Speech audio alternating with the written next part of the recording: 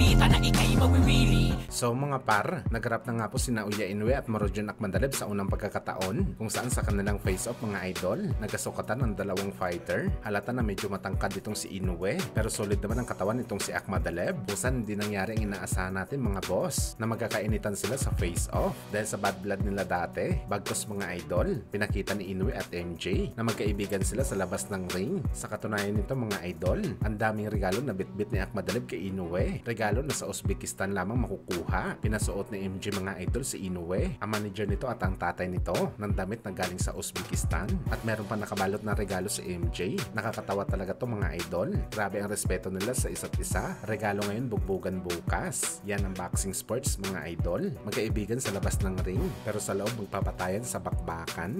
Samantala bukod nga po mga idol na mabibili sa pay-per-view ang laban ni Uya Inoue kontra kay Marudjun Akmadalib na ipapalabas sa linggo sa gabi dito sa Pinas. Kung saan mga idol, in-announce na din po ng Top Rank Promotion ang international promoter ni Inoue na mapapanood ng libre ang laban ni Inoue sa Facebook live stream sa page ng Top Rank Promotion. Well, isang magandang balita to mga idol para sa ating mga boxing fans, lalo na sa mga nag-aabang sa laban ni Inoue at Akma dahil karamihan sa ating mga Pinoy, mga Facebook user, malamang ang mga idol hindi kikita ang Top Rank sa live stream na to.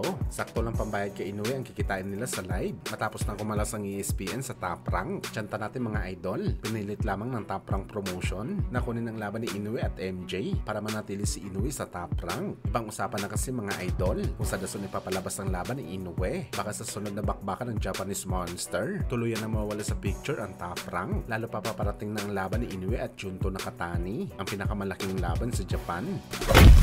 Sa kabilang banda naman mga idol, General Casimero nagmalahalimo sa kanyang latest na ensayo para sa kanyang paparating na laban sa October. Grabe ang hampas ni Cuadro Alas mga idol. Malakas talaga ito, walang kupas. Pero makikita naman natin mga idol sa training ni Alas na medyo malaki pa talaga ito. Sa katunayan nito mga idol, halos masuka si Casimero matapos mag-training. Grabing hingal nito mga idol. Naninibago siguro ito mga boss dahil matagal-tagal siya nawala sa aksyon.